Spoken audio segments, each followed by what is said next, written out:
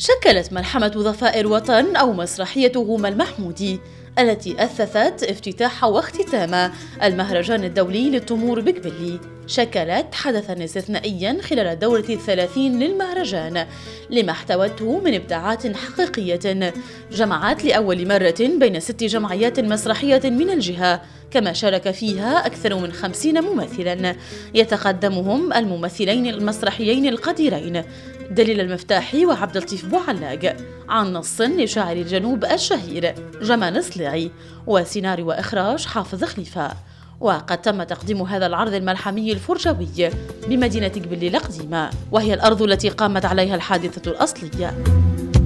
المنطقة اللي قاعدين نخدموا فيها اللي هي منطقة نفزاوة اللي تم تدميرها من طرف الأتراك، هي سببها بمجرد غوما المحمودي اللي هو يعتبر معناها ثاير من تراب الليبي كما العمر المختار، معناها نجم نقولوا هكا.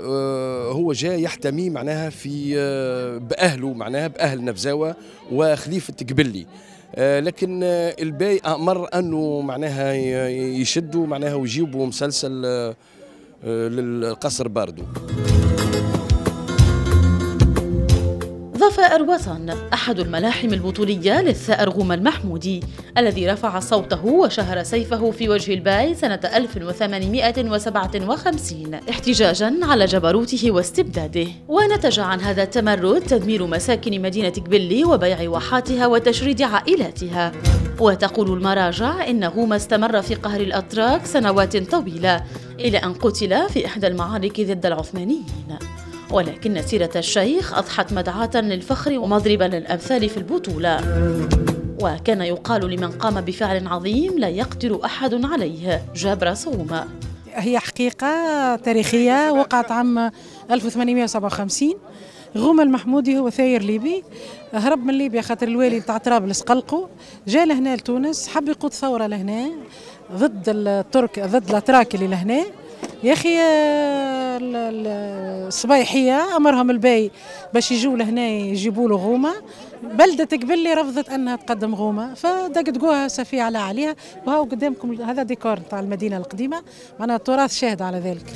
وقد مثلت هذه المسرحية مفاجأة فنية لم تحدها المنطقة نظرا لبساطة التمويل ودقة الإنجاز، وهي الإنتاج الأول لإدارة المهرجان، فقد كان العرض صورة حقيقية لإرادة المهرجان الذي وبآليات بسيطة وفر عرضا عالميا تهاطلت عليه العروض من كل حدب وصوب، إضافة لتصويره كاملا من قبل عدة قنوات فضائية.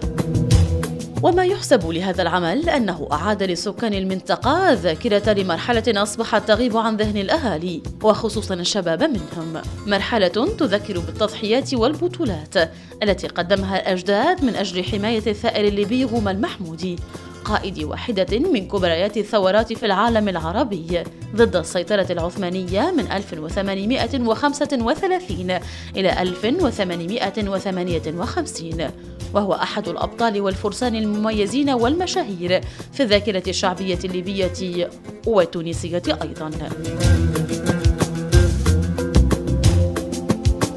كما تبرز المسرحية أو الملحمة شهامة أهالي الجنوب التونسي نساء ورجال ونكرانهم للذات دفاعاً عن الضيف الذي التجأ إليهم طلباً للحماية، فكانت أنهلكت مدينة قبلي حين أحرقها الباي بأكملها، لكنهم لم يسلموا ضيفهم فاختلطت الدماء التونسية بالليبية.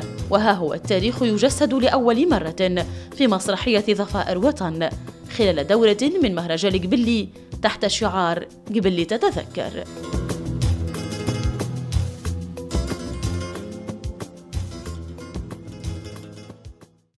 انتصار الشلي لبرنامج أحلى صباح العراقية الثانية في مواكبة حصرية للمهرجان الدولي للتمور بقبلي، تونس.